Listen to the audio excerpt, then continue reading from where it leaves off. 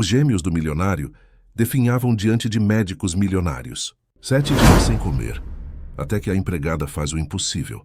Ela arrisca tudo, ao dividir seu próprio remédio com as crianças. E o que isso revela, derruba um segredo guardado há anos. O que você acha que vai acontecer nessa história? Comente e não se esqueça de se inscrever no nosso canal e diga-nos de que cidade você nos está vendo. Prometo que essa vai ser a melhor história que você vai escutar na vida. A mansão dos Alcântara ficava no Jardim Europa, um dos bairros mais nobres de São Paulo, onde cada casa parecia competir pela ostentação mais discreta possível. Muros altos, portões automáticos, jardins impecáveis que pareciam saídos de revistas de decoração. Era ali, naquele pedaço de cidade onde o silêncio custava caro, que Eduardo e Valentina Alcântara haviam construído seu império de aparências. Do lado de fora tudo brilhava. A fachada branca imaculada, as janelas enormes que deixavam a luz entrar de forma calculada, o paisagismo assinado por um profissional renomado. Mas era por dentro que a verdadeira história se escondia.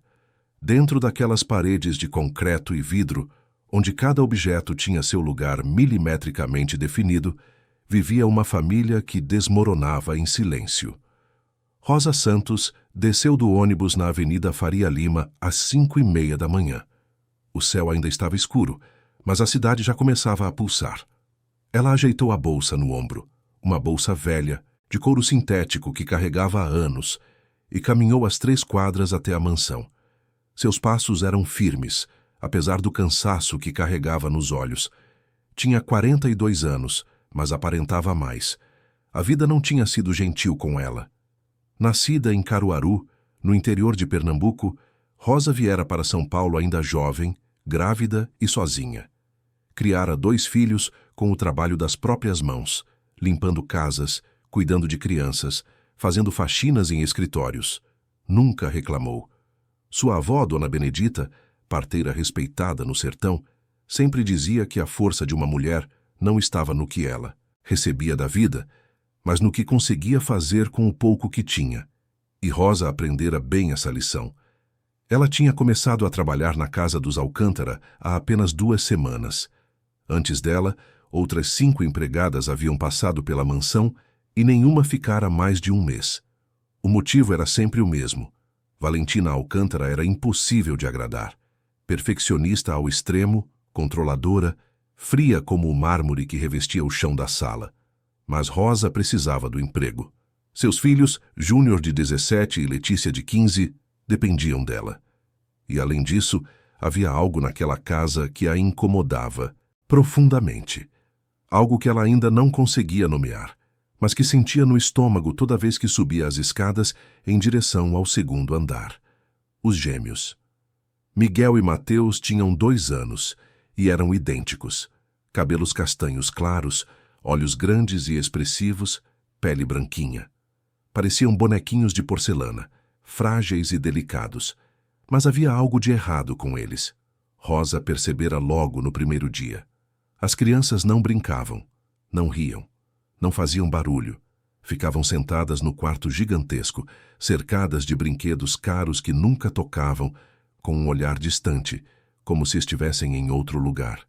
No início, Rosa pensou que fossem tímidos. Crianças ricas, criadas longe do contato com o mundo real, isoladas em suas bolhas de privilégio. Mas, com o passar dos dias, ela começou a notar outros sinais. Os meninos estavam magros demais. As roupinhas, sempre de grife, pareciam penduradas em corpos que encolhiam a cada dia. As bochechas, antes rosadas, agora estavam pálidas. E o pior, eles não comiam. Rosa observava as refeições com atenção. Valentina preparava pessoalmente os pratos dos filhos, seguindo à risca uma dieta que ela mesma criara. Nada de açúcar, nada de sal, nada de carboidratos, nada de gordura. Apenas vegetais crus, algumas frutas específicas e um tipo de leite vegetal que custava uma fortuna. Tudo em nome da saúde, dizia ela. Tudo para evitar inflamações, alergias, problemas futuros. Valentina postava fotos dos pratos coloridos nas redes sociais, onde tinha mais de 2 milhões de seguidores, e recebia milhares de comentários, elogiando sua dedicação como mãe. Mas os meninos cuspiram a comida, choravam, viravam o rosto, e Valentina, ao invés de se preocupar, ficava irritada. Chamava aquilo de birra, de frescura, de mimo. Dizia que crianças precisavam aprender disciplina desde cedo. Deixava os pratos na frente deles por horas, até que a comida esfriasse e azedasse. Mas os gêmeos não cediam. Rosa tentou conversar com Valentina algumas vezes, com delicadeza, com respeito, sempre escolhendo bem as palavras. Sugeriu que talvez os meninos precisassem de algo diferente, algo mais substancial. Mas Valentina a cortou com um olhar gelado e uma frase que não deixava margem para discussão. Eu sou a mãe deles. Eu sei o que é melhor. Você cuida da limpeza e eu cuido dos meus filhos. Eduardo Alcântara, o pai, era uma sombra na casa. Dono de uma construtora que erguia prédios por toda a cidade, ele saía antes das 7 da manhã e voltava depois das 11 da noite. Quando estava em casa, trancava-se no escritório, atendendo ligações, respondendo e-mails, planejando negócios. Raramente subia para ver os filhos. Quando o fazia, era sempre rápido, distraído, como quem cumpre uma obrigação. Beijava as testas dos gêmeos sem realmente olhar para eles e descia novamente. Rosa percebia que Eduardo evitava Valentina. Os dois mal conversavam. Quando se cruzavam nos corredores, trocavam palavras secas, protocolares. Não havia afeto ali. Não havia nada, na verdade. Apenas um acordo silencioso de manter as aparências. A casa tinha outros funcionários, mas poucos. O jardineiro, seu Joaquim, um senhor de 60 anos que cuidava das plantas com a dedicação de quem cultivava sonhos, aparecia 3 vezes por semana. Ele era calado, observador, daqueles que veem tudo, mas não dizem nada. Rosa gostava dele.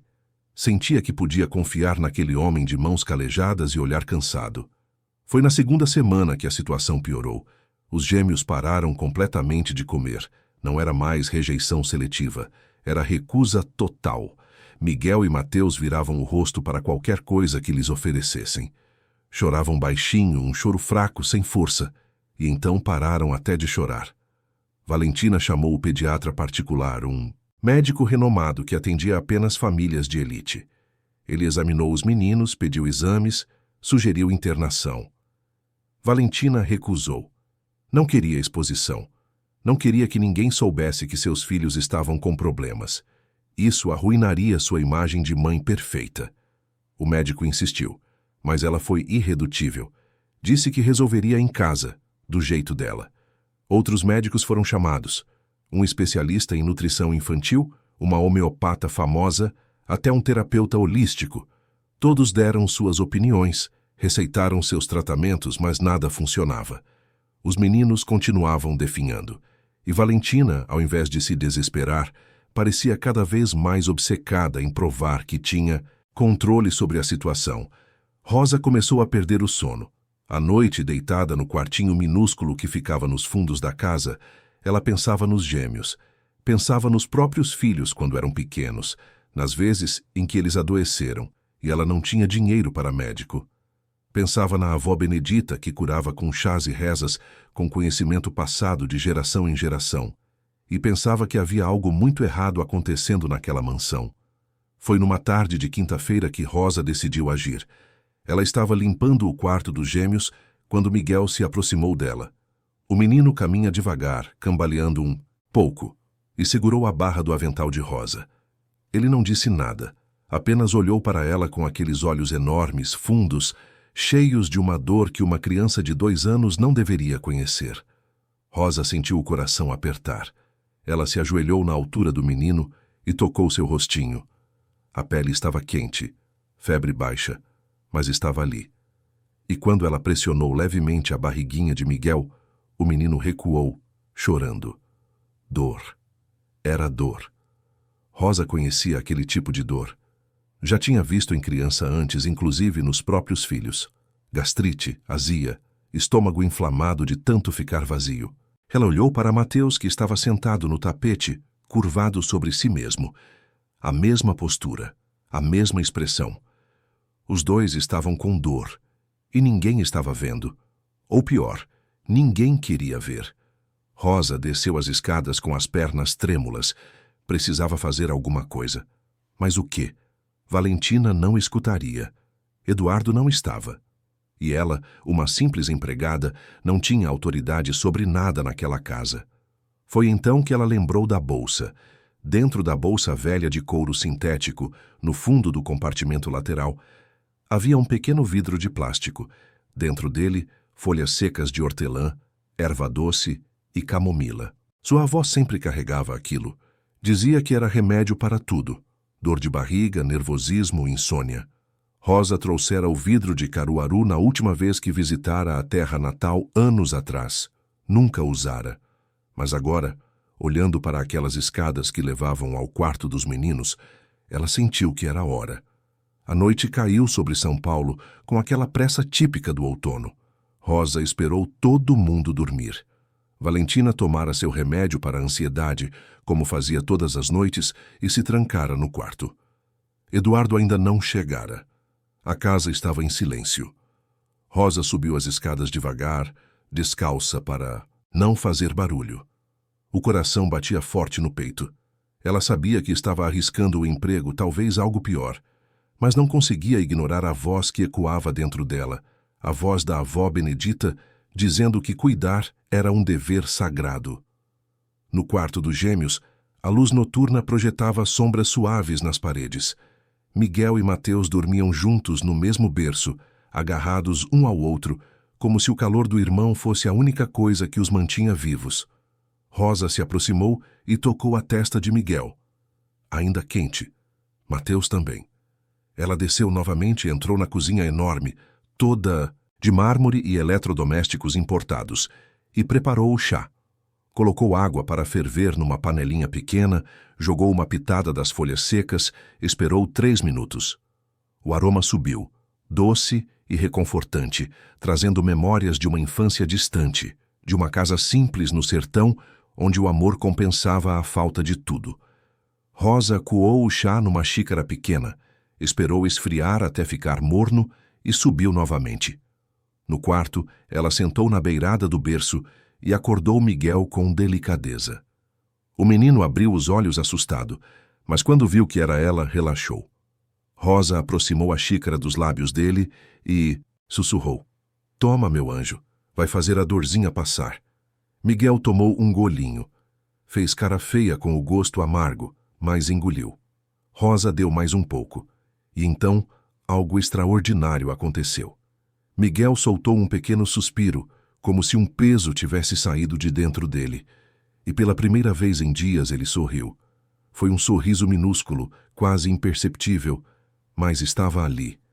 Rosa repetiu o processo com Mateus. O menino também bebeu, também suspirou, também sorriu. E então os dois se agarraram a ela, pequenos braços envolvendo seu pescoço, rostinhos afundando em seu ombro. Rosa sentiu as lágrimas descerem pelo rosto. Não eram lágrimas de tristeza. Eram lágrimas de alívio, de gratidão, de amor. Ela ficou ali com eles por quase 1 hora, embalando os dois no colo, cantarolando baixinho uma cantiga que a avó costumava cantar. Quando os gêmeos finalmente adormeceram, Rosa os deitou no berço, cobriu-os com o cobertor macio e desceu. Mas ela não sabia que alguém a observava. Das sombras do corredor, uma figura se movia. E não era Valentina. Era alguém que guardava segredos ainda maiores, alguém que esperava pelo momento certo de revelar a verdade. Alguém que conhecia Rosa muito mais do que ela imaginava. A madrugada chegou trazendo mudanças. Às 6 da manhã, quando Rosa entrou no quarto dos gêmeos para trocar as roupas de cama, encontrou os dois acordados. E pela primeira vez, eles estavam conversando, palavras soltas, desconexas, da forma como crianças de 2 anos falam. Mas estavam falando. E quando a viram, os dois sorriram. Miguel apontou para a própria barriga e disse uma palavra que Rosa nunca esqueceria: fome. Ela sentiu um nó na garganta. Pegou os dois no colo e desceu para a cozinha. Não ligou para as regras de Valentina, não pensou nas consequências. Preparou um Mingau simples com aveia, leite e uma colher de mel. O tipo de comida que sua mãe fazia quando ela era pequena, que ela fez para os próprios filhos, que gerações de mães fizeram para gerações de crianças. Os gêmeos comeram. Não tudo, mas comeram. E enquanto comiam, choravam. Um choro solto aliviado, como se finalmente pudessem expressar tudo o que estava guardado dentro deles. Foi assim que Eduardo encontrou a cena. Ele chegara da academia mais cedo, coisa rara, e desceu para tomar café antes de ir para o escritório. Quando viu Rosa na cozinha com os filhos no colo, os dois comendo mingau com as mãozinhas sujas, ele parou na porta. Por um momento, Rosa pensou que seria demitida na hora. Mas Eduardo não disse nada. Apenas ficou ali, parado, olhando. E então ela viu algo nos olhos dele. Não era raiva, era outra coisa. Algo que parecia uma mistura de alívio e vergonha. Eduardo deu 2 passos para dentro da cozinha, se aproximou devagar e ajoelhou na frente dos filhos. Tocou o rosto de Miguel, depois o de Mateus. E pela primeira vez, Rosa viu lágrimas nos olhos daquele homem que sempre parecera tão frio, tão distante. Eles estão comendo, ele sussurrou mais para si mesmo do que para ela. Meu Deus, eles estão comendo. Rosa não respondeu. Apenas continuou segurando os meninos, deixando que eles terminassem o mingau no próprio ritmo. Foi nesse momento que Valentina apareceu. Ela desceu as escadas usando um robe de seda branco, o cabelo preso num coque perfeito, a maquiagem impecável mesmo sendo apenas 7 da manhã. Quando viu a cena na cozinha, seu rosto mudou. O sorriso profissional que ela sempre mantinha desapareceu, dando lugar a uma expressão dura, cortante. O que está acontecendo aqui? Ela perguntou com uma voz que não escondia a frieza. Eduardo se levantou lentamente. Valentina, os meninos estão comendo. Pela primeira vez em mais de uma semana, eles estão comendo. Valentina olhou para o mingau, depois para Rosa, depois para os gêmeos. Sua mandíbula estava tensa. Isso não é comida apropriada, tem açúcar, tem glúten, tem lactose. Você sabe muito bem que eles não podem comer essas coisas. Eles estavam morrendo de fome. Eduardo explodiu, surpreendendo a si mesmo com o volume da própria voz. Valentina, olha para eles. Eles estão parecendo esqueletos. Não exagera, ela respondeu, mas sua voz tremeu levemente. É só uma fase. Crianças passam por fases. Fase? Eduardo riu sem humor. Uma semana sem comer não é fase, Valentina, é negligência. O silêncio que se seguiu foi pesado, denso. Rosa continuou quieta, segurando os meninos que agora se agarravam a ela com força, como se sentissem o perigo no ar. Valentina deu 2 passos para frente, seus olhos fixos em Rosa. Você, ela disse, apontando um dedo com a unha perfeitamente feita. Você fez alguma coisa com eles. Deu alguma coisa para eles. O que foi? Rosa engoliu seco. Podia mentir, podia negar, mas decidiu que não ia. Dei um chá. Ela respondeu com a voz firme. Um chá que minha avó me ensinou a fazer. Para acalmar o estômago, eles estavam com dor, dona Valentina. Muita dor. Dor? Valentina soltou uma risada amarga. Você não é médica. Você não tem direito de diagnosticar nada. E muito menos de medicar meus filhos com suas poções caseiras. Valentina, Eduardo tentou intervir, mas ela o cortou. Você está demitida, Valentina disse para Rosa, e cada palavra saiu como uma sentença. Pega suas coisas e sai da minha casa agora. Miguel e Mateus começaram a chorar. Eles agarraram a blusa de Rosa, escondendo os rostinhos em seu pescoço. Não, Miguel disse entre soluços. Não vai. A cena partiu o coração de Rosa em pedaços. Ela olhou para Eduardo, esperando que ele dissesse alguma coisa, que interferisse, que protegesse seus próprios filhos. Mas ele apenas desviou o olhar, covarde e omisso como sempre fora. Rosa desembaraçou os bracinhos dos meninos com delicadeza, beijou a testa de cada um e se levantou. Vou buscar minhas coisas, ela disse baixinho. Mas antes de sair da cozinha, ela se virou para Valentina. E o que disse naquele momento, com uma coragem que vinha de um lugar muito profundo, ecoaria pela casa nos dias seguintes. A senhora pode me mandar embora, mas não pode ignorar que seus filhos estão adoecendo. E quando a verdade aparecer, e ela sempre aparece, a senhora vai ter que olhar no espelho e ver quem realmente prejudicou essas crianças. Valentina não respondeu. Apenas ficou ali, pálida, tremendo levemente. E Rosa subiu para pegar suas coisas, sem saber que aquele não era o fim. Era apenas o começo. Rosa saiu da mansão dos Alcântara com a bolsa no ombro e o coração despedaçado. O sol da manhã batia forte em São Paulo, mas ela não sentia calor, nem frio, apenas um vazio enorme no peito. Desceu a rua arborizada do Jardim Europa sem olhar para trás, tentando conter as lágrimas que insistiam em cair. Não podia chorar ali, não naquele bairro onde as pessoas olhavam com desconfiança para quem não tinha o mesmo padrão. Segurou firme. Esperaria chegar em casa. Mas a casa era longe. 3 ônibus até o Jardim Ângela, na Zona Sul, onde morava num pequeno apartamento alugado com os 2 filhos. Quase 2 horas de viagem, atravessando a cidade inteira. Do luxo à periferia, do silêncio ao barulho, da frieza ao calor humano que só quem vive apertado conhece. No primeiro ônibus, Rosa finalmente chorou. Sentou no fundo perto da janela e deixou as lágrimas caírem livremente. Pensava nos gêmeos, nos rostinhos pálidos, nos bracinhos magros, na forma como eles se agarraram a ela pedindo que não fosse. Pensava na dor que viu nos olhos daquelas crianças e pensava em Valentina, naquela mulher fria que preferia manter as aparências a cuidar dos próprios filhos. Mas pensava também em Eduardo. Na expressão dele quando viu os meninos comendo.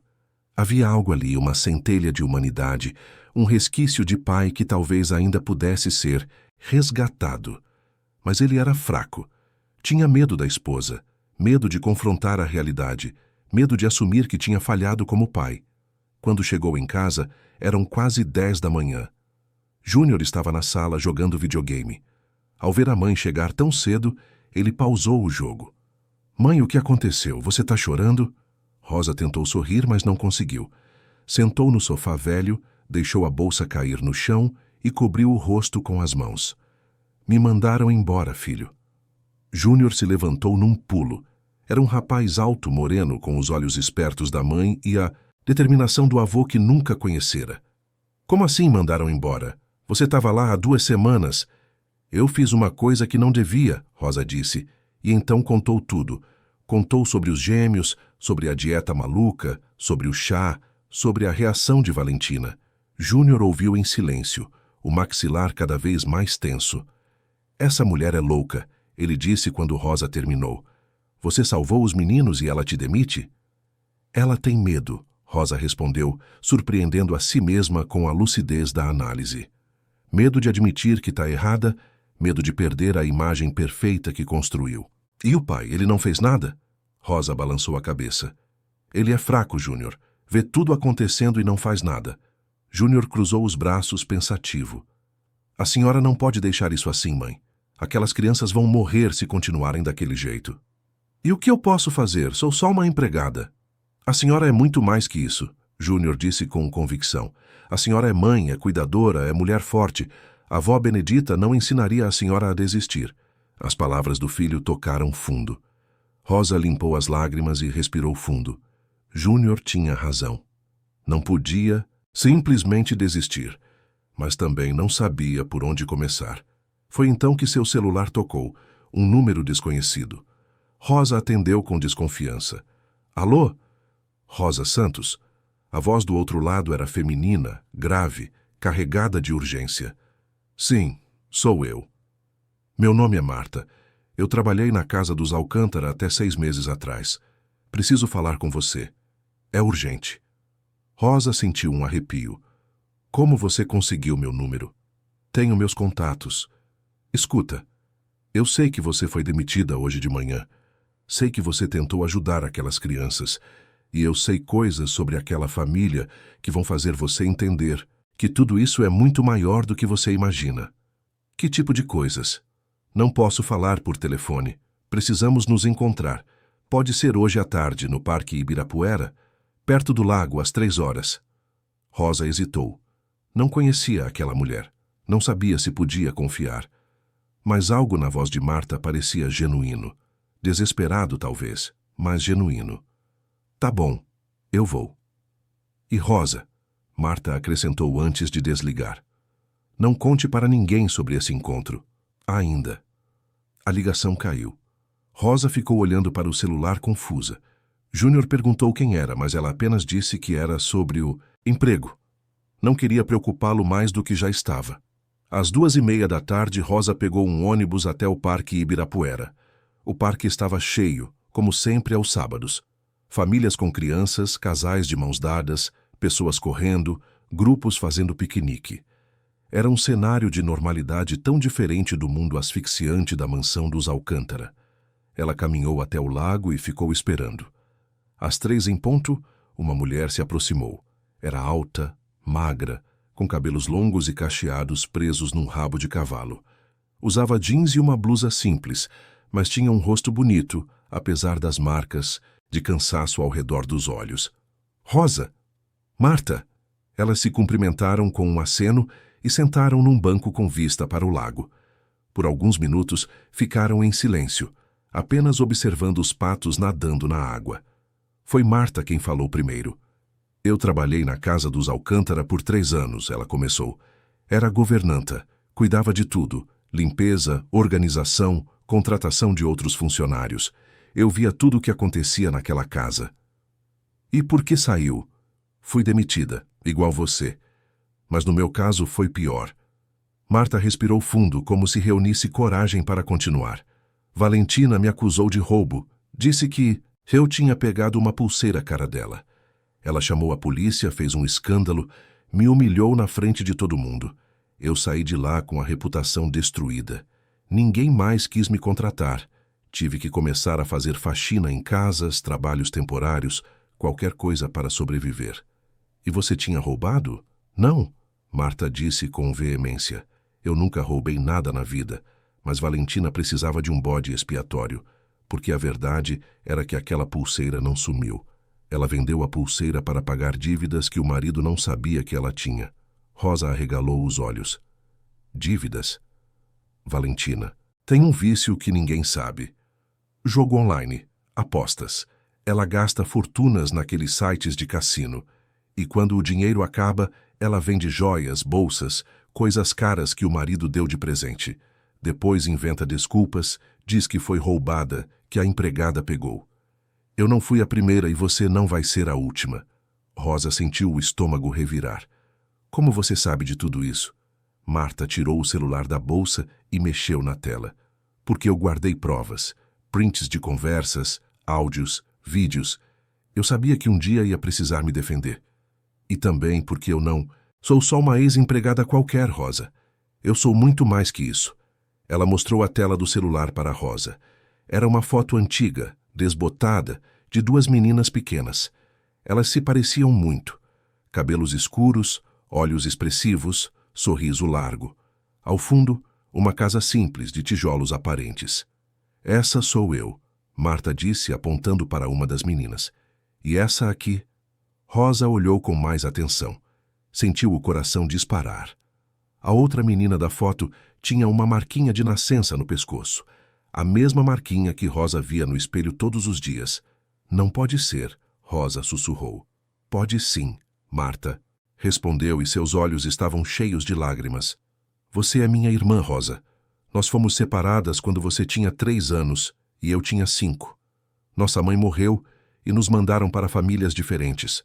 Você foi para Pernambuco morar com a avó Benedita. Eu fui para uma família aqui em São Paulo. Nunca mais nos vimos, mas eu nunca esqueci de você. Rosa não conseguia falar. Apenas olhava para a foto, para aquela menina que era ela mesma há 40 anos, para a outra menina que dizia ser sua irmã. As lágrimas começaram a cair, silenciosas e densas. Por quê? Você nunca me procurou antes? Ela conseguiu perguntar. Porque eu não sabia onde você estava. Fiquei sabendo do seu nome completo só quando você foi trabalhar na casa dos Alcântara. Seu Joaquim, o jardineiro, me contou. Ele sabia que eu estava procurando por você há anos. Quando ele me disse que tinha uma Rosa Santos trabalhando lá, eu soube na hora. Comecei a investigar, consegui achar suas redes sociais, vi fotos suas com seus filhos. E eu reconheci você, Rosa. Mesmo depois de tanto tempo, eu reconheci minha irmã. Rosa abraçou Marta. Foi um abraço forte, desesperado, de quem encontra um pedaço de si mesmo que estava perdido. As duas choraram ali no meio do parque, indiferentes às pessoas que passavam. Quando finalmente se separaram, Marta limpou as lágrimas e voltou a ficar séria. Mas não foi só para te encontrar que eu te chamei aqui. Foi também para te avisar. Valentina é perigosa, Rosa. Ela vai tentar destruir sua reputação, igual fez com a minha. Ela já começou. Como assim? Marta mexeu no celular novamente e mostrou o Instagram de Valentina. A postagem mais recente, publicada há 2 horas, tinha uma foto dos gêmeos deitados numa cama hospitalar, com o rosto de Valentina chorando ao lado. A legenda dizia: "Meus bebês foram envenenados por uma funcionária irresponsável que deu uma substância desconhecida para eles sem minha permissão.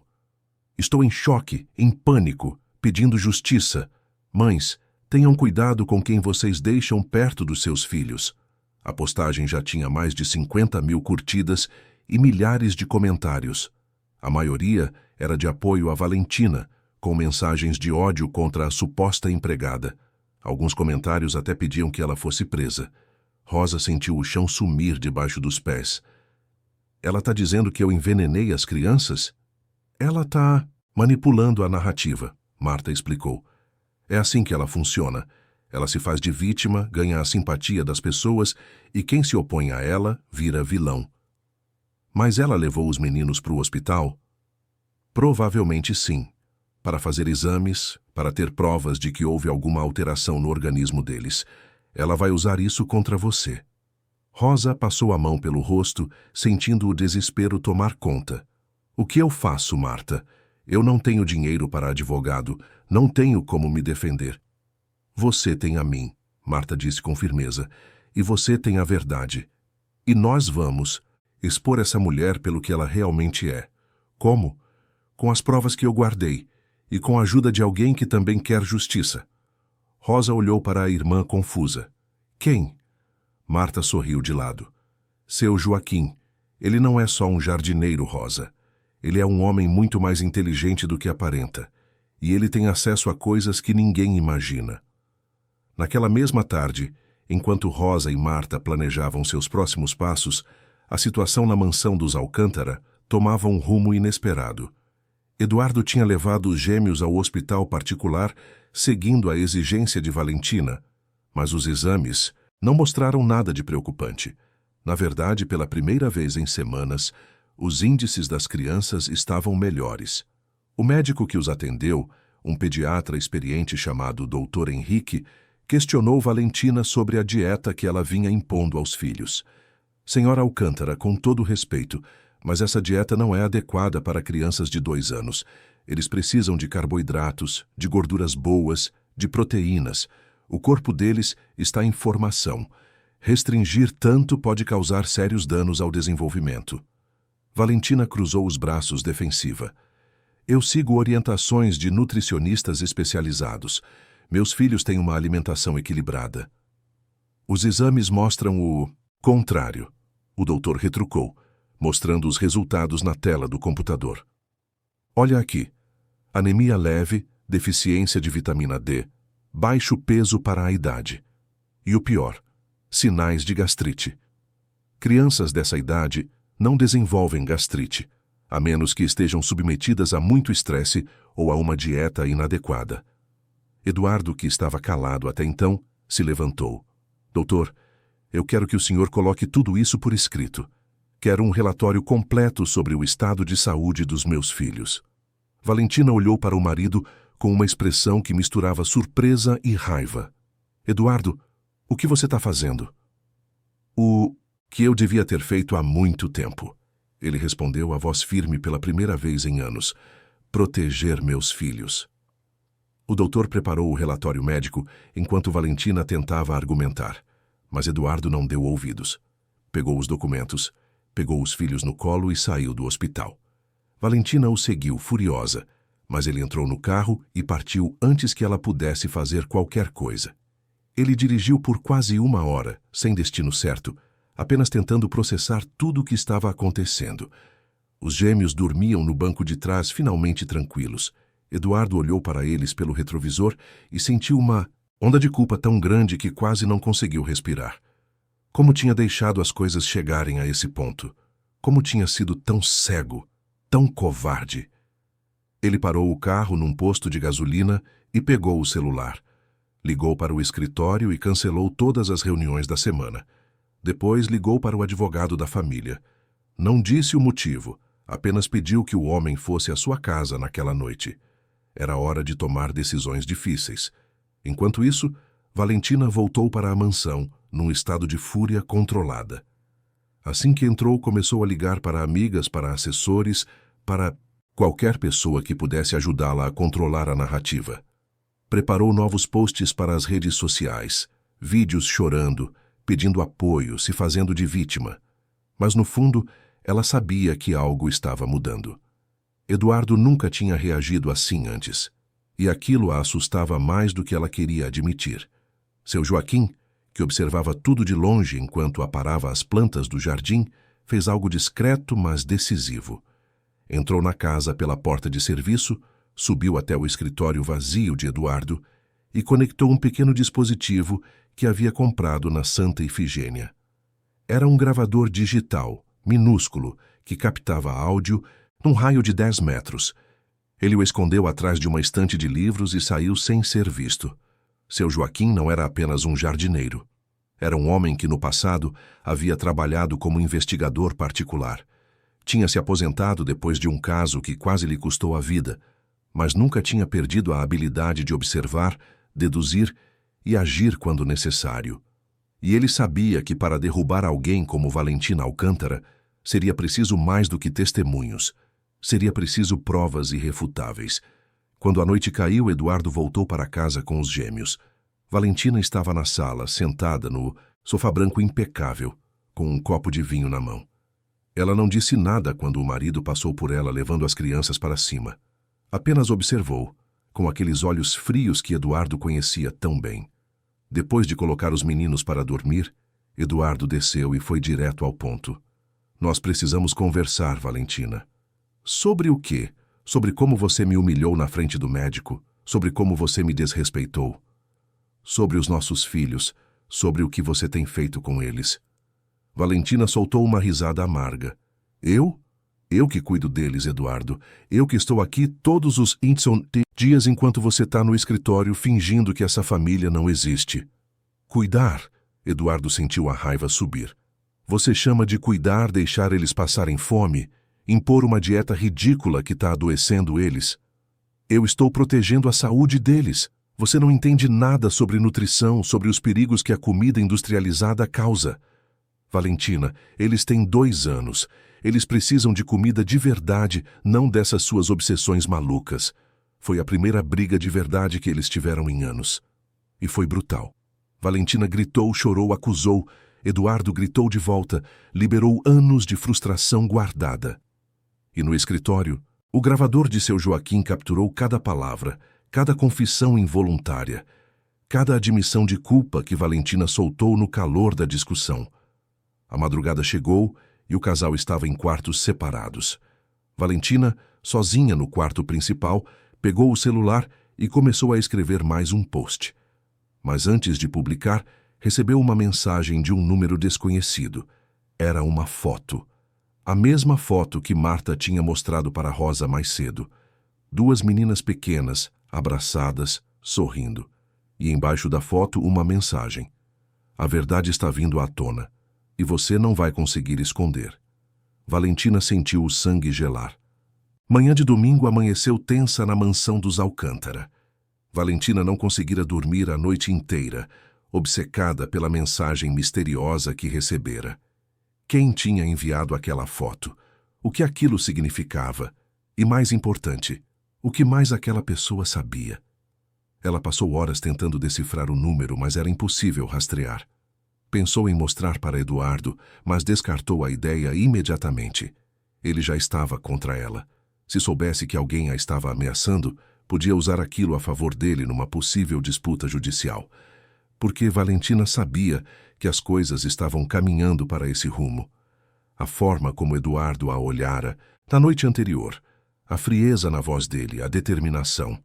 Ela conhecia aquele homem havia 8 anos, sabia quando ele estava apenas irritado e quando estava realmente decidido a agir. E dessa vez, ele parecia decidido. Desceu para a cozinha por volta das 9 da manhã e encontrou Eduardo preparando o café dos gêmeos. Ele fazia panquecas, algo que ela nunca ouvira fazer antes. Miguel e Mateus estavam sentados nas cadeirinhas altas, batendo palmas, animados. Quando viram a mãe entrar, os dois ficaram sérios, como se uma nuvem tivesse coberto o sol. Valentina sentiu uma pontada no peito. Quando foi que perdeu a conexão com os próprios filhos? Quando eles começaram a ter medo dela. Bom dia, ela disse, tentando soar natural. Eduardo não respondeu. Apenas colocou as panquecas nos pratinhos dos meninos e deu um beijo na cabeça de cada um. Podem comer, campeões. Hoje é dia de diversão. Dia de diversão? Valentina repetiu, cruzando os braços. Você não me contou nenhum plano. Não preciso te contar tudo o que faço com meus filhos. Eduardo respondeu sem olhar para ela. O tom foi como um tapa. Valentina sentiu a raiva ferver, mas segurou. Não ia dar o gostinho de vê-la perder o controle. Pegou uma xícara de café e saiu da cozinha, subindo para o escritório. Precisava pensar, precisava planejar. Foi então que viu, em cima da mesa, uma pasta preta. Ela não estava ali na noite anterior. Valentina abriu com as mãos trêmulas. Dentro havia documentos, laudos médicos dos gêmeos, relatório do Dr. Henrique detalhando o estado nutricional das crianças, com termos técnicos que ela mal entendia, mas que claramente não eram favoráveis a ela.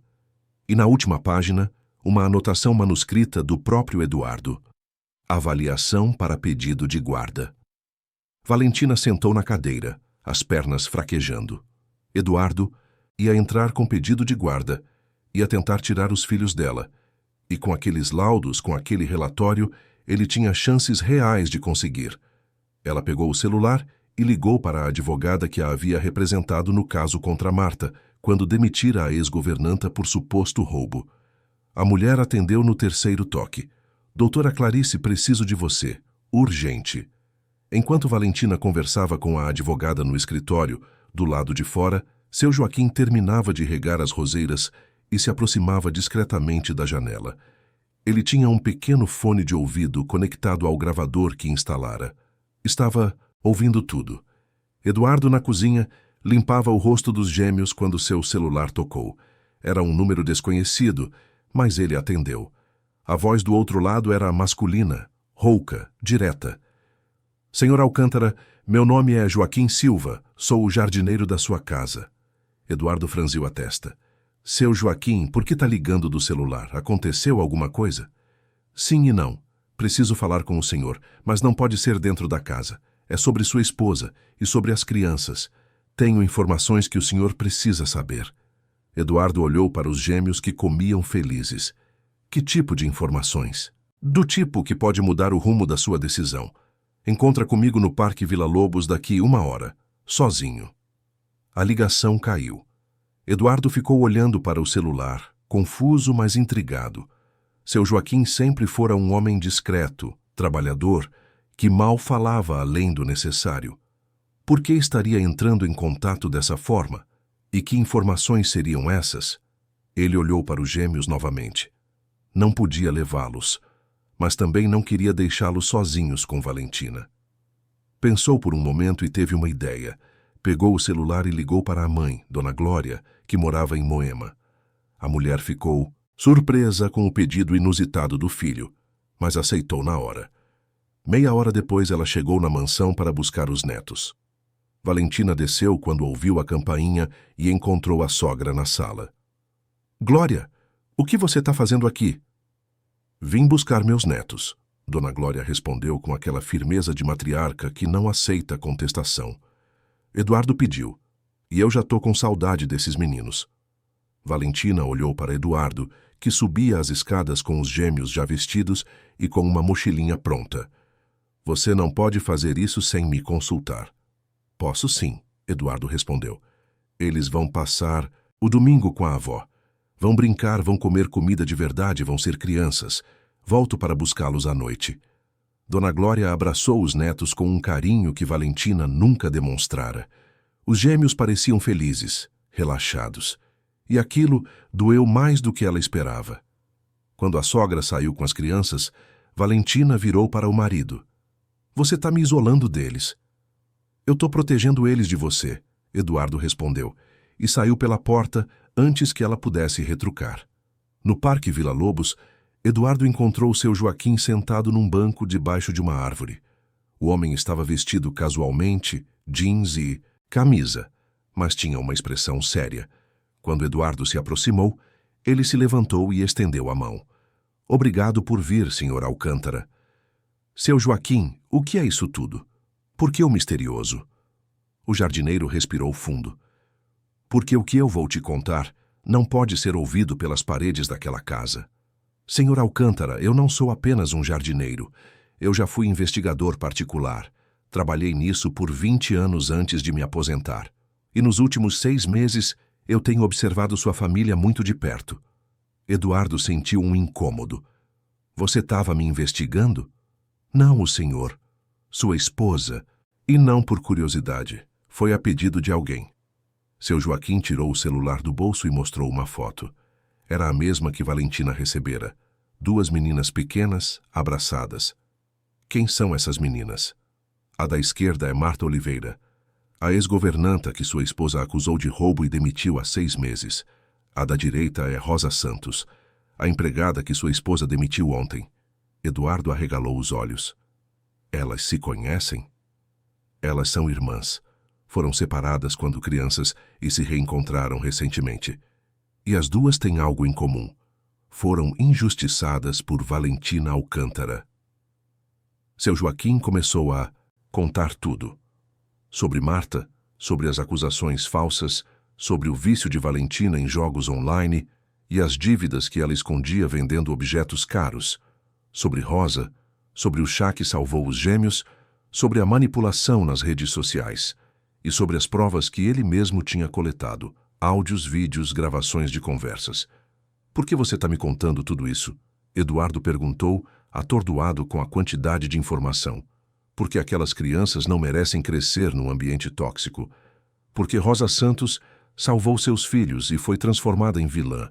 Porque Marta Oliveira teve a vida destruída por uma mentira. E porque eu acredito que o senhor, no fundo, é um homem bom. Só perdido. Eduardo passou a mão pelo rosto. Era demais para processar. Você tem essas provas com você? Tenho. E posso te entregar tudo, mas preciso que me prometa uma coisa. O quê? Que vai usar isso para proteger seus filhos. Não para vingança, não para destruir sua esposa por raiva, mas para garantir que Miguel e Mateus tenham uma vida saudável, feliz, longe de toda essa toxicidade. Eduardo olhou nos olhos do homem à sua frente. Havia sinceridade ali e sabedoria. Eu prometo. Seu Joaquim tirou da mochila um pendrive e entregou para Eduardo. Tá tudo aqui. Áudios, vídeos, documentos, use com responsabilidade. Eduardo guardou o pendrive no bolso e ficou em silêncio por um momento. Depois perguntou, e Rosa? Ela tá bem? Ela tá abalada, mas forte. É uma mulher resiliente, mas precisa de ajuda. A postagem que sua esposa fez nas redes tá destruindo a reputação dela. Já tem gente ameaçando ela e os filhos. Eduardo sentiu uma onda de culpa. Eu vou consertar isso. Eu prometo. Naquele mesmo momento, do outro lado da cidade, Rosa estava sentada na pequena sala de seu apartamento com Marta ao lado. As duas revisavam as provas que tinham, tentando montar uma estratégia. Júnior e Letícia, os filhos de Rosa, também estavam ali, indignados com tudo que a mãe havia passado. A gente precisa de um advogado, Letícia disse. A menina tinha 15 anos, mas falava com maturidade de adulta. Mãe, aquela mulher tá te difamando. Isso é crime. Advogado custa dinheiro, filha. Dinheiro que a gente não tem. Então a gente arruma, Júnior disse com determinação. Vou falar com o pessoal da igreja, com os vizinhos, vamos fazer uma vaquinha online. Não vamos deixar a senhora sozinha nisso. Rosa olhou para os filhos com os olhos cheios de lágrimas. Eram tão novos, mas tão fortes. Tinha feito um bom trabalho criando eles, mesmo com todas as dificuldades. Foi então que o celular de Marta tocou. Era uma mensagem de seu Joaquim. Missão cumprida. Eduardo Alcântara está do nosso lado. Ele tem as provas. Agora é hora da próxima fase. Marta mostrou a mensagem para Rosa, que soltou um suspiro de alívio. O pai das crianças está ajudando? Parece que sim, seu Joaquim é bom no que faz. Se ele diz que Eduardo está do nosso lado é porque tá. Naquela noite, quando Eduardo voltou para casa com os gêmeos, encontrou Valentina na sala, esperando. Ela estava impecável como sempre. Maquiagem perfeita, roupa cara, mas havia algo diferente nos olhos dela.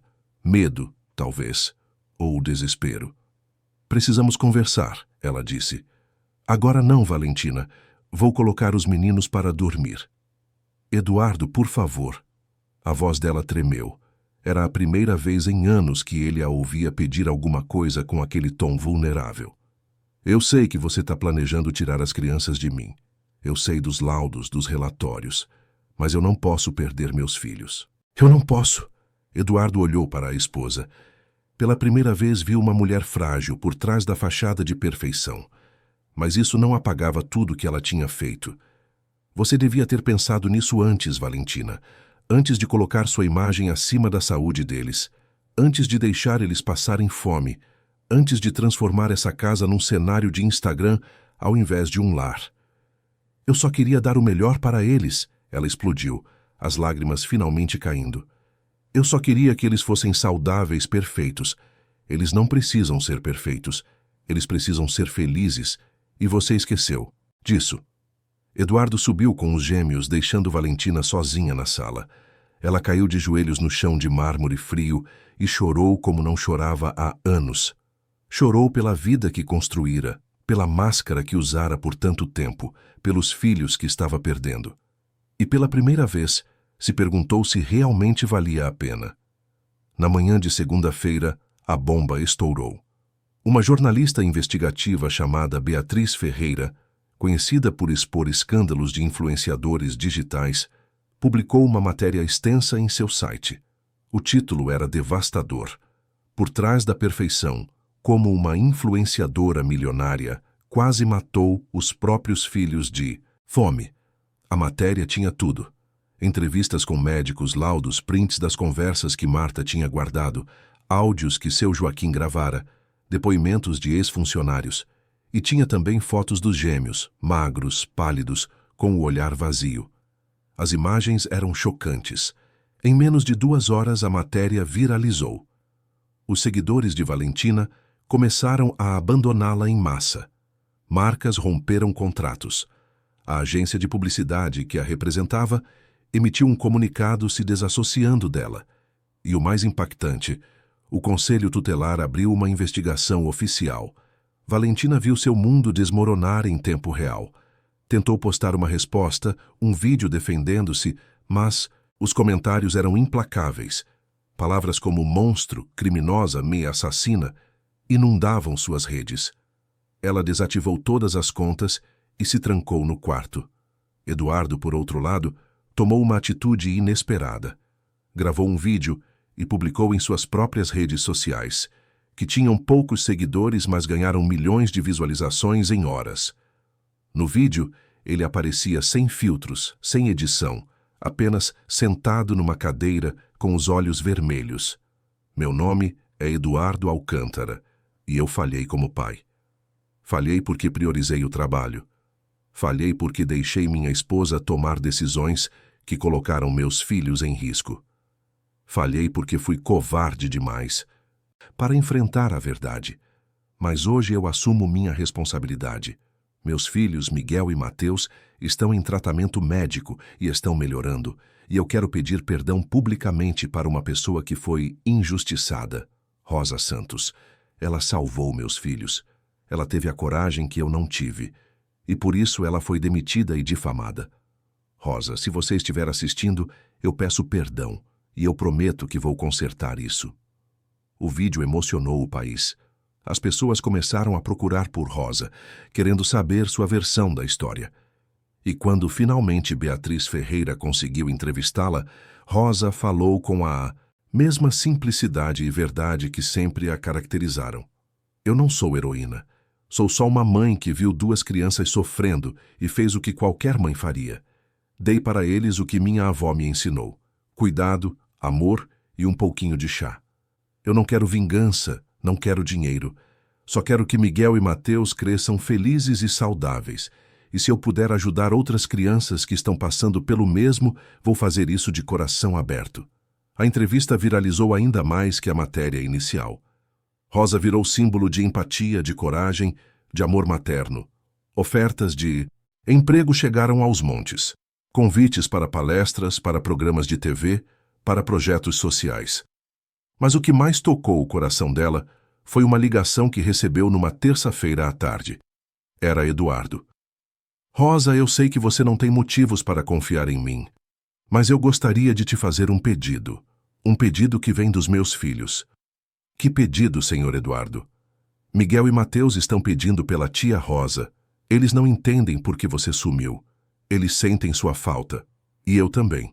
Eu queria saber se você aceitaria voltar.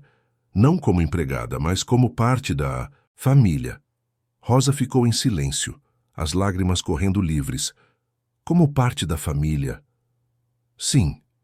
Eu sei que é muito pedir depois de tudo. Mas aquelas crianças te amam, Rosa. E eu seria eternamente grato se você aceitasse fazer parte da vida deles, do jeito que der certo para você, sem pressão, sem obrigação, apenas com verdade. Rosa olhou para Marta, que estava ao lado dela, e ouvira tudo pelo viva voz. A irmã acenou com a cabeça, encorajando. Rosa respirou fundo e respondeu: eu aceito, mas com uma condição. Qual? Que a partir de agora, tudo seja feito pensando no bem-estar daquelas crianças, não em aparência, não em dinheiro, não em status, apenas no amor. Eduardo sorriu do outro lado da linha. Eu prometo. 3 meses se passaram desde que a verdade veio à tona. E São Paulo, sempre apressada, sempre impaciente, continuou girando com sua rotina caótica de trânsito, trabalho e sonhos adiados. Mas dentro da mansão dos Alcântara, no coração do Jardim Europa, tudo tinha mudado. A primeira transformação foi física. As paredes brancas imaculadas ganharam cores. Miguel pedira para pintar o quarto dele e do irmão de azul, porque gostava do céu. Mateus escolheu ter estrelas coladas no teto, para se sentir protegido durante a noite. A sala, antes um showroom frio, onde nada podia ser tocado, agora tinha brinquedos espalhados, almofadas fora do lugar, marcas de mãozinhas nas janelas de vidro. E pela primeira vez, aquela casa parecia realmente habitada. A segunda transformação foi mais profunda. Eduardo pedira demissão da construtora, não de forma impulsiva, mas planejada. Percebera que construía prédios enquanto a própria família desmoronava.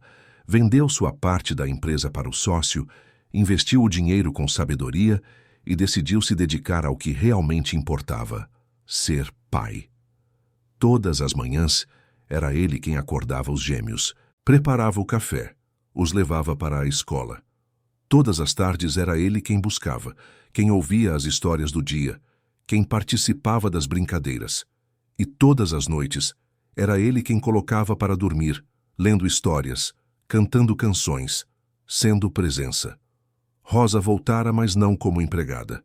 Eduardo transformara um dos quartos de hóspedes num pequeno apartamento para ela, completo e confortável. Oficialmente, ela era a coordenadora de cuidados da casa, um cargo inventado, mas que fazia todo sentido. Na prática, era a madrinha dos gêmeos, a confidente de Eduardo, a ponte entre o passado de dor e o futuro, de esperança. Seus filhos, Júnior e Letícia, visitavam sempre aos finais de semana. Júnior tinha se tornado uma espécie de irmão mais velho para Miguel e Mateus, enquanto Letícia ajudava Rosa com um projeto que estava nascendo. Marta também fizera parte da transformação. Depois que sua história veio à tona, ela recebeu pedidos de desculpas formais, inclusive de pessoas que a haviam julgado sem conhecer a verdade. Eduardo a procurou pessoalmente e ofereceu não apenas uma indenização justa, mas também um emprego. Marta aceitou se tornar a administradora do projeto social que estavam criando, uma iniciativa que nascera da dor, mas que agora florescia em propósito. O projeto se chamava Infusão do Cuidado, uma homenagem à avó de Rosa e Marta, Dona Benedita, a parteira do sertão que sabia curar com chás e amor. A ideia era simples, mas revolucionária. Criar um espaço de acolhimento para mães trabalhadoras de baixa renda e suas crianças. Um lugar onde houvesse creche gratuita, orientação nutricional adequada, acompanhamento psicológico, oficinas de culinária saudável e acessível e, principalmente, resgate de conhecimentos tradicionais de cuidado infantil que a medicina moderna muitas vezes ignorava. Eduardo financiou tudo. Comprou um imóvel grande em Paraisópolis, reformou, contratou profissionais qualificados. Marta coordenava a equipe, Rosa dava oficinas de cuidados naturais. E Letícia, mesmo com apenas 15 anos, ajudava com as redes sociais do projeto, contando histórias reais das famílias que eram ajudadas. O projeto cresceu rápido. Em 3 meses, já atendia 50 famílias, e a lista de espera tinha mais de 200. Seu Joaquim continuava cuidando do jardim da mansão, mas agora era tratado com o respeito que sempre merecera. Eduardo descobrira sua história como investigador e ficara impressionado. Ofereceu a ele um papel mais ativo no projeto social, ajudando a identificar casos de negligência infantil na comunidade. Seu Joaquim aceitou, feliz por poder usar suas habilidades para um propósito maior. Mas nem tudo era só luz. Havia também as sombras que precisavam ser enfrentadas. E a maior delas tinha nome: Valentina. Depois que o escândalo estourou, Valentina entrou em colapso emocional. Passou 2 semanas internada numa clínica particular de saúde mental, onde foi diagnosticada com transtorno de personalidade, vício em jogos online e depressão severa. O tratamento foi longo, doloroso, mas necessário. Pela primeira vez em décadas, Valentina foi forçada a olhar para si mesma sem filtros, sem edição, sem a máscara de perfeição que usara por tanto tempo. Eduardo não a abandonou completamente. Divorciaram-se de forma amigável, com ele ficando com a guarda integral dos gêmeos e ela tendo direito a visitas supervisionadas. Mas ele continuou pagando o tratamento dela, continuou esperando que, um dia, ela se tornasse uma versão melhor de si mesma. Não por amor romântico que já havia morrido há anos, mas por compaixão humana, porque ele entendera que pessoas machucadas machucam outras pessoas, e que Valentina também era vítima de uma sociedade que valoriza a aparência acima de essência, de uma cultura digital que exige perfeição impossível, de traumas de infância que ela nunca tratara. As visitas de Valentina aos filhos eram tensas no começo. Miguel e Mateus tinham medo dela, recuavam quando ela se aproximava. Mas com o tempo, com terapia, com a presença tranquilizadora de Rosa por perto, as coisas foram melhorando. Valentina aprendeu a sentar no chão e brincar. Aprendeu a ouvir ao invés de mandar. Aprendeu a abraçar sem medo de amassar a roupa, a sorrir sem se preocupar com o ângulo perfeito para a foto. Era um processo lento, cheio de recaídas, mas era um processo. Numa tarde de sábado, 6 meses após o início de tudo, a mansão recebeu uma visita especial. Dona Glória, a mãe de Eduardo, chegou para o almoço acompanhada de um padre amigo da família. Mas não era uma visita religiosa comum, era um ritual de gratidão. Eduardo reuniu todos na sala: Rosa e Marta, Júnior e Letícia, seu Joaquim, Dona Glória, o padre e, é claro, Miguel e Mateus.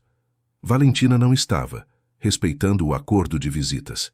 Era um momento íntimo, apenas para quem realmente importava. Eu pedi para todos virem aqui hoje porque preciso dizer algo. Eduardo começou, a voz embargada.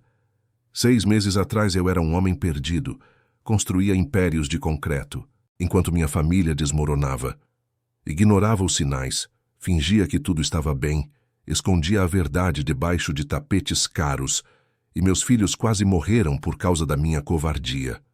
Ele fez uma pausa, limpando as lágrimas que insistiam em cair. Mas vocês todos aqui nesta sala me salvaram. Rosa, você teve a coragem que eu não tive. Marta, você guardou as provas que expuseram a verdade. Seu Joaquim, você agiu quando poderia ter ficado calado. Dona Glória, mãe, você sempre acreditou em mim mesmo quando eu não acreditava em mim mesmo. E Júnior e Letícia, vocês mostraram que amor de verdade não tem a ver com sangue, mas com presença. Rosa estava chorando assim como Marta. Dona Glória segurava a mão do filho com orgulho. Os gêmeos, sem entender completamente o que estava acontecendo, mas sentindo a emoção no ar, se agarraram às pernas de Rosa. Eduardo então se ajoelhou na frente de Rosa. Eu sei que não posso apagar o que você sofreu. Sei que fui omisso quando devia ter te protegido. Mas eu quero te fazer uma proposta, não como patrão, não como amigo, mas como família.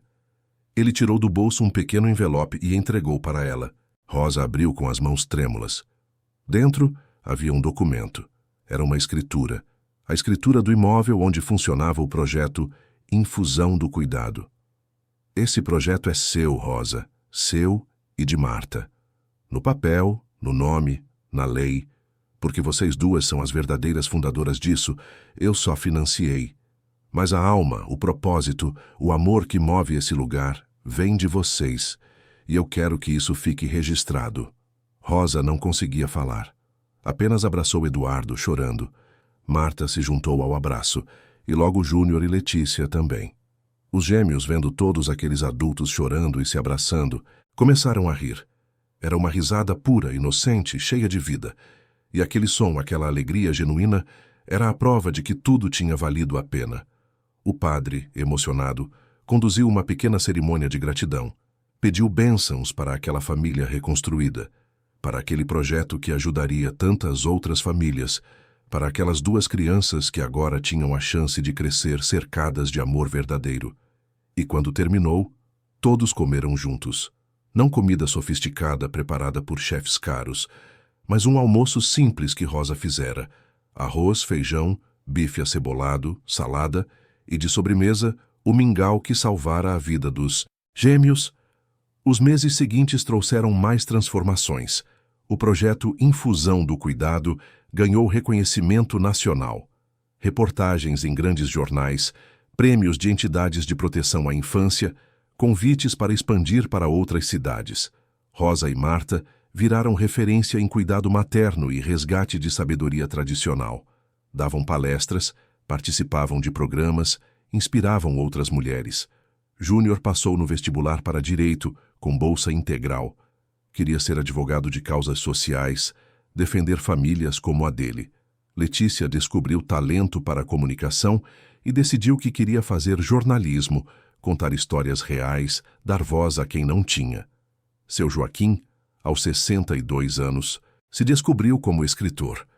Começou a documentar casos que investigara ao longo da vida, transformando-os em livros de não-ficção que combinavam mistério e crítica social.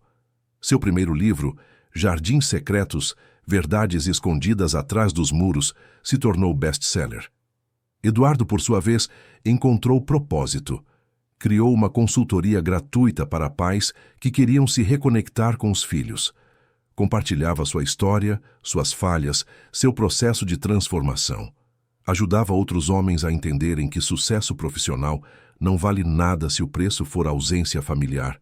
E descobriu, para sua surpresa, que havia milhares de pais na mesma situação que ele estivera. Miguel e Mateus cresceram. Com 3 anos já estavam completamente diferentes das crianças magras e assustadas que eram. Tinham bochechas rosadas, risadas altas, energia para brincar o dia inteiro. Frequentavam uma escola que priorizava desenvolvimento emocional tanto quanto acadêmico. Faziam terapia infantil, com uma psicóloga gentil que os ajudava a processar o trauma dos primeiros anos. E, principalmente, eram amados. Amados de forma incondicional, saudável, sem cobranças de perfeição. A relação com Valentina também evoluiu. Depois de 1 ano de tratamento intensivo, ela conseguiu desenvolver uma conexão mais genuína com os filhos. As visitas eram menos tensas. Ela aprendeu a valorizar momentos simples. Ler um livro junto, fazer um desenho, caminhar no parque. Nunca voltaria a ser uma mãe presente no sentido tradicional. A guarda continuaria com Eduardo, mas pelo menos não era mais uma figura de medo. Era uma mãe em recuperação, e isso já era muito. Valentina também se dedicou a um propósito. Depois de meses em silêncio nas redes sociais, voltou com um perfil completamente diferente.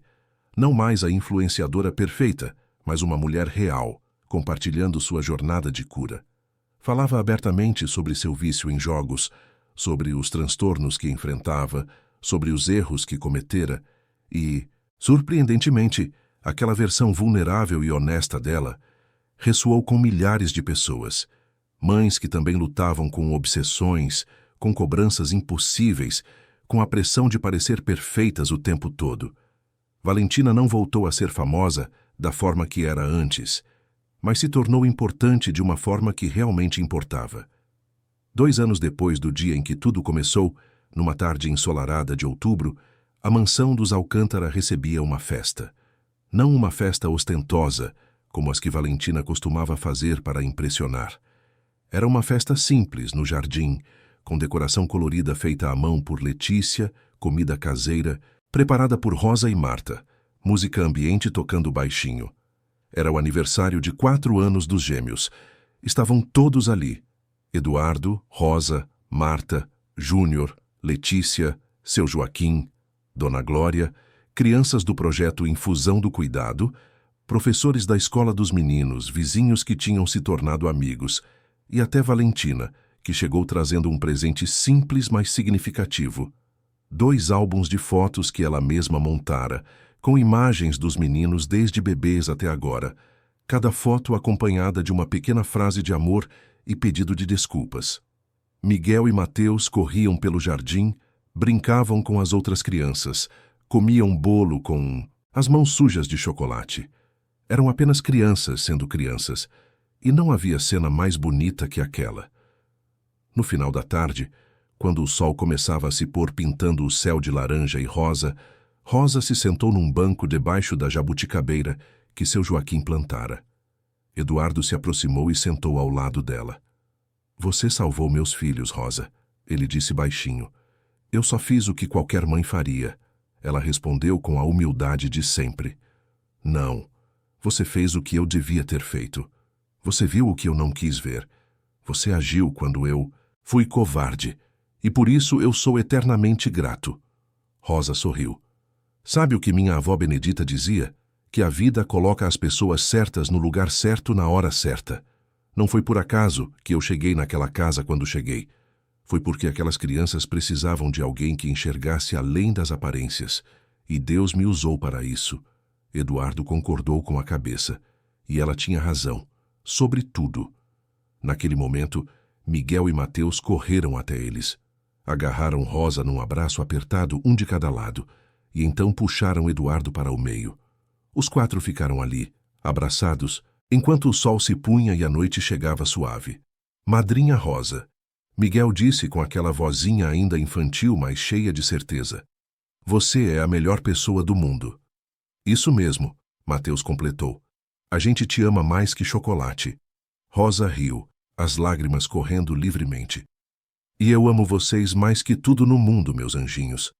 Eduardo olhou para aquela cena e sentiu uma paz que nunca tinha sentido antes. Não era a paz de quem tem dinheiro, de quem tem status, de quem tem poder. Era a paz de quem finalmente entendeu o que realmente importa na vida, família, amor, verdade, presença. E ali, naquele jardim que antes era apenas cenário para fotos perfeitas, mas que agora era palco de vida real, uma nova família se consolidava. Não uma família perfeita, porque perfeição não existe, mas uma família verdadeira, construída sobre os escombros da dor, erguida com tijolos de perdão, cimentada com amor genuíno. Porque às vezes a vida precisa desmoronar completamente para que possamos reconstruir sobre bases sólidas. Às vezes, é preciso perder tudo para descobrir o que realmente vale a pena. E às vezes, uma simples xícara de chá preparada com amor pode salvar muito, mais que corpos, pode salvar almas. A noite caiu completamente sobre São Paulo e a festa continuou, agora iluminada por luzinhas de LED penduradas nas árvores. As crianças corriam com vagalumes improvisados. Os adultos conversavam em pequenos grupos e, no centro de tudo, Rosa olhava para aquela cena com o coração transbordando de gratidão. Tinha vindo de tão longe, do sertão de Pernambuco até a maior cidade do país. De empregada invisível a coordenadora de projeto social reconhecido nacionalmente. De mulher sozinha, a irmã reencontrada, a madrinha amada, a inspiração para tantas outras mães. E pensava na avó Benedita, que já não estava mais neste mundo, mas que com certeza estava sorrindo de algum lugar, sabendo que seu legado continuava vivo. Porque o que ela ensinou não foi apenas receitas de chá ou técnicas de cuidado. Foi algo muito maior. A certeza de que amor verdadeiro se manifesta em ações simples, em gestos de cuidado, em estar presente mesmo quando é difícil, em enxergar além das aparências, em nunca desistir de quem precisa. E essa lição Rosa passaria adiante, para seus filhos, para seus afilhados, para todas as mães que atenderia no projeto. Porque a verdadeira revolução não acontece em grandes gestos, mas em pequenos atos de amor repetidos consistentemente. Em cada chá preparado com carinho, em cada abraço sincero, em cada vez que escolhemos ver o outro como ser humano digno de cuidado, independentemente de quem seja ou de onde venha. A festa terminou perto da meia-noite. As crianças do projeto foram embora em vans contratadas por Eduardo, que fazia questão de garantir transporte seguro para todas. Os convidados se despediram com abraços longos, daqueles que significam muito mais que cordialidade. Valentina foi uma das últimas a sair e, antes de ir, abraçou Rosa pela primeira vez. Obrigada, ela sussurrou. Obrigada por salvar meus filhos e me desculpa por tudo. Rosa a abraçou de volta. Já está perdoado, agora é hora de seguir em frente. Quando todos foram embora, sobraram apenas Eduardo, Rosa, Miguel e Mateus. Os meninos estavam exaustos, com os olhinhos caindo de sono. Rosa os levou para cima, deu banho, colocou os pijaminhas quentinhos, escovou os dentinhos. Eduardo ajudou em tudo e juntos colocaram os gêmeos na cama. Conta a história do chá mágico, madrinha, Miguel pediu, já quase dormindo. Era uma história que Rosa contava sempre, uma versão adaptada e mágica do que realmente acontecera. Uma história sobre uma fada disfarçada de empregada que salvou 2 príncipes gêmeos com um chá feito de amor. Os meninos nunca cansavam de ouvir. Rosa contou a história mais uma vez, com a voz suave que acalmava qualquer tempestade. Quando terminou, os 2 já dormiam profundamente abraçados um ao outro como sempre faziam. Ela e Eduardo saíram do quarto em silêncio. No corredor, pararam por um momento. Rosa, eu nunca vou conseguir te agradecer o suficiente, Eduardo disse. Você não precisa agradecer, Eduardo. Só precisa continuar sendo o pai que você se tornou. Só isso já é gratidão suficiente. Eles desceram juntos. Na sala, Marta e seu Joaquim ainda estavam lá, ajudando a organizar. Quando viram Rosa e Eduardo, sorriram. Tudo certo lá em cima? Marta perguntou. Tudo perfeito, Rosa respondeu.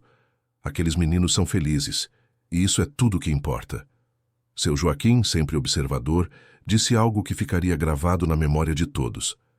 Vocês sabem o que eu acho mais bonito em tudo isso? É que ninguém aqui é herói. Cada um apenas fez o que precisava ser feito. Rosa cuidou porque é da natureza dela cuidar. Eduardo acordou porque estava na hora de acordar.